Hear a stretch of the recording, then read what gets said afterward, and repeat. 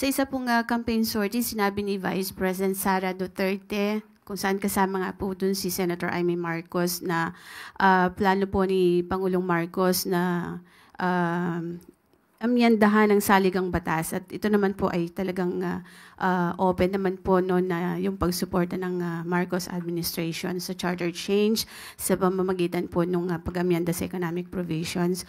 Sa ngayon po, meron po bang bagong direktiba ang Pangulo pagdating po sa Chacha sa Kamara at sa Senado? Wala pa po tayo nadidinig mula sa Pangulo, kaya nagtataka po tayo kung bakit ganito po ang naging turan ni Vice Presidente. Sa ngayon po, tatak fake news yan. Intrigang walang ebidensya.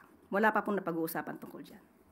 So, ang Marcos admin po ba, meron pa rin plano na isulong itong charter change sa susunod pong Kongreso?